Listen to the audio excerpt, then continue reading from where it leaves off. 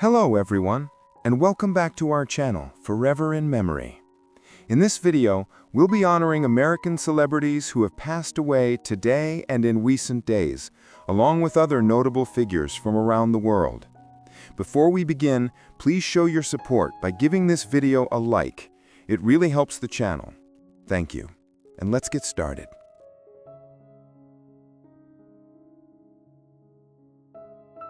Oscar Wilde was an American businessman who passed away at the age of 101. A self-made oil tycoon and one of the most formidable figures in the Texas energy world, he rose from humble beginnings to become one of the most influential voices in the petroleum industry. Known for his sharp instincts, fearless negotiations, and unapologetic style, Wyatt built Coastal Corporation into a multi-billion-dollar powerhouse that helped shape America's modern energy landscape. Born in 1924 in Beaumont, Texas, he grew up during the Great Depression, working odd jobs and serving as a pilot during World War II before entering the oil business.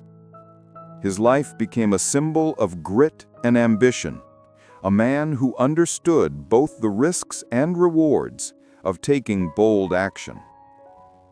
Over the decades, he navigated the volatile world of oil trading with both brilliance and controversy, earning respect and criticism in equal measure. Though his career saw storms and headlines, Oscar Wyatt remained a towering presence until his final years, admired for his relentless work ethic, his deep loyalty to his employees, and his belief that success was never given, only earned. His story embodied the complex spirit of the American entrepreneur, daring, stubborn, and unforgettable. György Mezei was a Hungarian football player who passed away at the age of 84. Revered both on and off the field, he was a man whose influence on Hungarian football spanned generations. Known first as a talented midfielder with a sharp tactical mind, he later became one of the nation's most respected coaches, guiding teams with discipline, intelligence, and heart. Born in 1941 in Budapest, Mezei came of age during a time when football was more than a game. It was a source of pride and identity for a country rebuilding its spirit. His playing career, though modest compared to his later achievements, revealed the analytical precision that would define his coaching philosophy. In the 1980s, he took charge of the Hungarian national team and led them to qualification for the 1986 World Cup, an achievement that remains one of the nation's most memorable footballing moments of that era. Throughout his career, Mezei was admired for his leadership, humility, and passion for developing young talent. His influence extended beyond tactics and trophies. He taught his players integrity, perseverance, and the art of teamwork. György Mezei's name stands among those who carried forward Hungary's proud football tradition, leaving behind a legacy of wisdom, mentorship, and love for the beautiful game. Joan Bennett Kennedy was an American socialite who passed away at the age of 89. Known for her grace, intelligence, and quiet strength, she was a prominent figure in American public life during one of the most storied eras of the Kennedy family. As the former wife of Senator Edward Ted Kennedy, she stood at the intersection of politics, culture, and history, embodying both the glamour and the pressures of a life lived in the public eye. Born in 1936 in Manhattan and raised in a family that valued education and refinement, Joan's poise and musical talent distinguished her early on. A gifted pianist, she once aspired to a career in music before fate tied her to one of America's most famous families. Her marriage to Ted Kennedy in 1958 placed her at the heart of political history, witnessing both triumphs and tragedies that defined a generation. Through moments of joy and deep personal struggle, she maintained an elegance that made her admired by the public and respected by those who knew her personally. Beyond her public image, Joan Bennett Kennedy devoted much of her later life to advocacy and quiet philanthropy, especially in causes related to health and addiction recovery. Her resilience, dignity, and enduring empathy turned her story into one not only of privilege, but of perseverance. Remembered as a woman of substance behind the headlines, she leaves a legacy of grace under pressure and compassion in the face of adversity. Ace Fincham was a British drummer who passed away at the age of 62.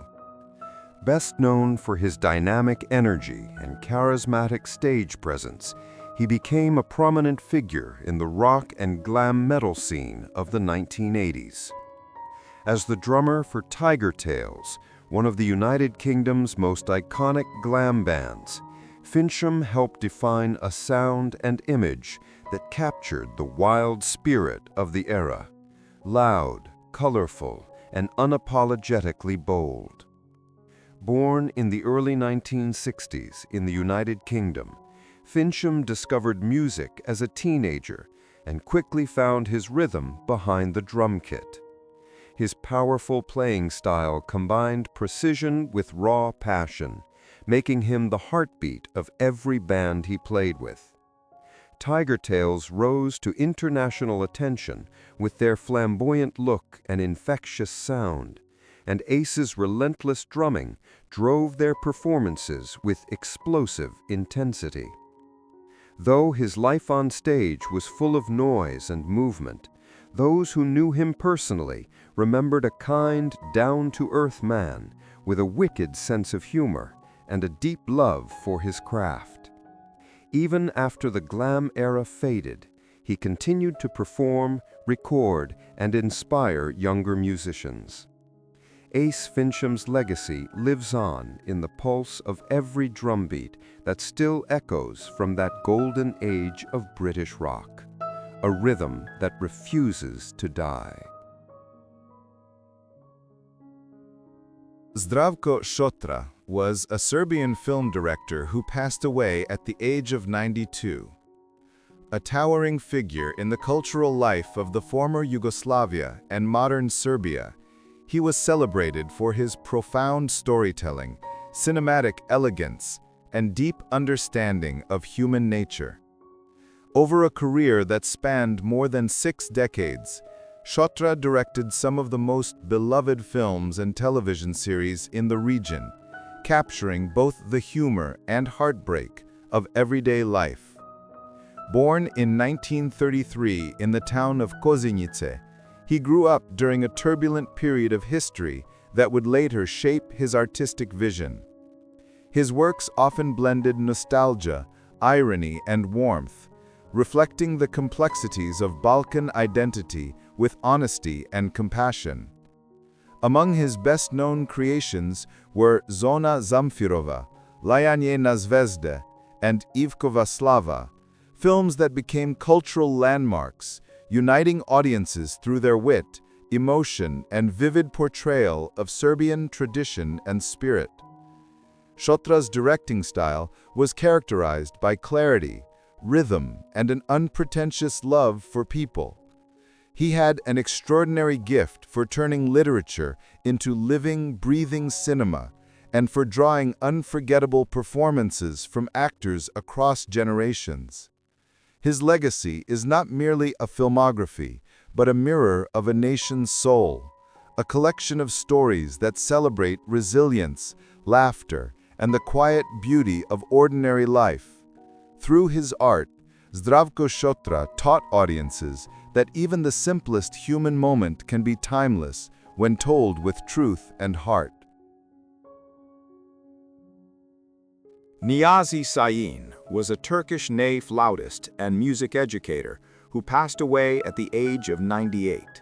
Revered as one of the greatest masters of Ottoman classical music, he devoted his life to preserving and perfecting the spiritual art of the ney, the ancient reed flute that has symbolized mysticism and divine expression for centuries. His playing, delicate and transcendent, carried the listener beyond sound itself into silence, reflection, and the divine breath from which music is born. Born in Istanbul 1927, Sayin's connection to music began at an early age, surrounded by the echoes of mosques and the rhythm of Turkish culture. His technique and tone were often described as otherworldly, each note imbued with both melancholy and grace. Over the decades, he became a guiding figure in Turkish classical and Sufi music, collaborating with legendary musicians such as Tamburi Necdet Yaşar, with whom he recorded performances that are still considered masterpieces. Beyond performance, Sayin was a dedicated teacher who passed on not just musical skill, but spiritual discipline. His students learned that playing the ney was not simply an act of sound, but a form of prayer. For nearly a century, he bridged the old and the new, ensuring that the sacred traditions of Turkish music would continue to breathe through future generations. Niyazi Sayin's legacy remains etched in the soul of his country, a quiet, eternal melody that still whispers through the reeds. Dolly Parton was born in a one-room cabin in the Great Smoky Mountains of Tennessee, where music was as natural as breathing and poverty was simply a way of life. She grew up as one of 12 children in a family that knew struggle but never lacked for love. The sound of crickets in the summer and church choirs on Sunday mornings were her first lessons in harmony. Her father, a hard-working farmer, couldn't read or write, but he gave her grit. Her mother, who sang to the children while sewing their clothes, gave her melody. Out of those mountains, out of that mixture of hardship and heart, came a little girl with a big voice and a dream far too large for the valley that cradled her.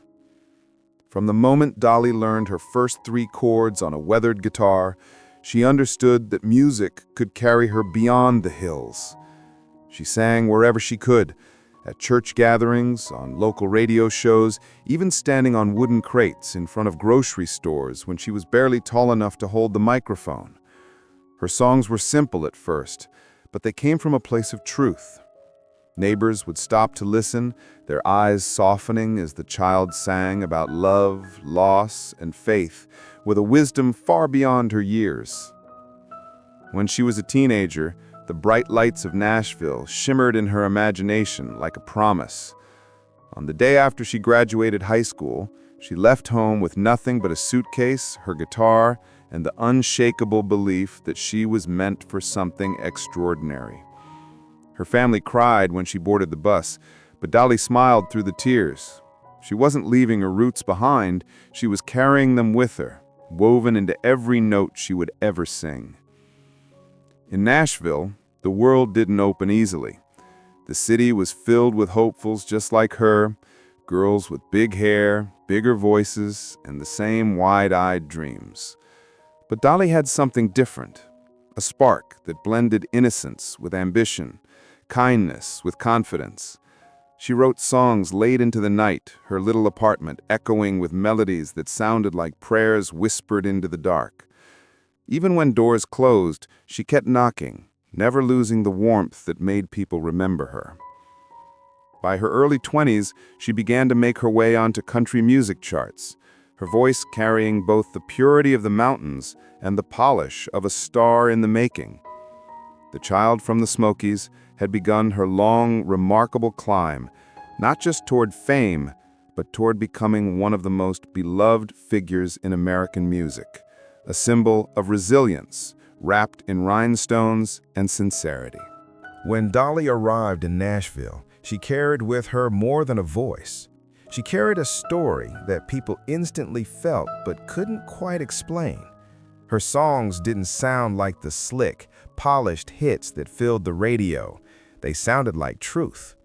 In those early years, she wrote for others to survive, crafting melodies for singers who were already established. Her pen was her secret weapon. Each lyric seemed to hold a fragment of her soul, simple words about everyday people, but wrapped in warmth, humor, and pain. Those songs caught the ear of producers and performers who began to whisper her name with a mix of curiosity and admiration. Her first big break came when she joined the Porter Wagoner Show in the late 1960s. Standing beside the charismatic and seasoned Porter Wagoner, Dolly's bright smile and high, crystalline voice instantly captured America's attention. The television audience fell in love with the contrast between her small-town innocence and the confidence she radiated on stage. She was magnetic, the kind of performer who could make a song feel like a conversation with an old friend. Yet behind the sparkle, there was a quiet determination. She knew that every appearance, every duet, every handshake was one more step toward becoming her own artist, not just someone else's discovery. As the years went on, that partnership became both her ladder and her cage. She adored Porter for helping her find her audience, but she began to feel the tug of independence. There were nights she stared at the Nashville skyline from her apartment window, wondering if she had the courage to leave. Her heart answered before her mind did. She wrote, "I will always love you," a farewell disguised as a love song, tender and timeless. When she first sang it for Porter, he wept. That song became more than her goodbye. It became her anthem of self-respect, one that would echo through generations. The 1970s marked the birth of Dolly Parton, the icon. She emerged from the shadow of mentorship with a sound that was entirely her own. Part country, part gospel, part pop, and completely her spirit. Songs like Jolene revealed her storytelling brilliance, her ability to turn jealousy and vulnerability into art that felt universal. Her voice danced between strength and fragility, turning every phrase into a heartbeat. At a time when country music was still dominated by men, she stood at the microphone, unapologetically feminine, confident, and radiant. People often talked about her appearance, the blonde hair, the glittering clothes, the laughter that could fill a room. But beneath the glamour was a woman who understood survival. She knew how it felt to have nothing, to dream through hunger and cold nights. Her glamour wasn't vanity, it was armor. It was her way of saying that beauty can be built out of pain, that joy can be worn like a crown, even when life tries to humble you. In every sequin dress and every tender lyric, Dolly Parton was telling the world the same thing she had always told herself, that kindness and courage are not opposites, but the same thing said in two different ways. By the late 1970s, Dolly Parton had crossed a line few country artists dared to approach. She became a global phenomenon. Her songs were no longer confined to southern radio stations or smoky honky-tonks. They were played in cities across the world, where audiences who didn't even speak English still understood the emotion in her voice. When Here You Come Again hit the charts, it signaled a transformation. She was no longer just the girl from Tennessee with a guitar. She was a star who could fill concert halls and movie theaters. A woman who had taken the poetry of the mountains and turned it into a universal language. Hollywood soon came calling. Dolly's charm, humor, and unfiltered authenticity made her irresistible on screen. In 1980, she made her film debut in 9 to 5, alongside Jane Fonda and Lily Tomlin, a comedy that wasn't just funny, but revolutionary. Her character, Dora Lee Rhodes, a secretary fighting against sexism in the workplace, mirrored her real-life fight for female independence in the music industry. She wrote the film's theme song in a single burst of inspiration, tapping her fingernails against a desk to create the rhythm. 9 to 5 became an anthem for working women everywhere, proving that Dolly wasn't only an entertainer, She was a voice for empowerment, courage, and fairness. As her fame grew, so did her generosity. She used her success not to build walls, but to open doors. In 1986, she founded Dollywood, a theme park in her beloved Smoky Mountains, creating jobs and bringing pride back to the place that shaped her. Later, her imagination library would provide free books to millions of children across the world, nurturing young minds who, like her, might be dreaming of something bigger than the world they were born into. Dolly's philanthropy was never for show. It was an extension of her heart, a reflection of the same girl who once sang barefoot on a front porch, believing that love and kindness could change a life. Through the decades, she never stopped creating. She recorded albums that blended gospel, bluegrass, and pop with ease. She collaborated with artists from every genre imaginable. Her laughter remained the same, bright, infectious, a sound that could lift a room. She weathered the tides of fame without bitterness, always grateful, always grounded. When asked how she managed to stay humble, she would smile and say, "It's hard to be proud when you remember where you came from." Dolly Parton's story became larger than music. She became a symbol of resilience, creativity, and compassion. Proof that a poor girl from the mountains could rise to touch the stars and never forget the road that led her there. Her songs continue to tell the stories of ordinary people with extraordinary hearts, and her legacy lives wherever a melody carries hope. For the millions who have found strength in her words, Dolly is more than a singer. She is a reminder that light born in hardship can shine for a lifetime, and that kindness, like music, never fades.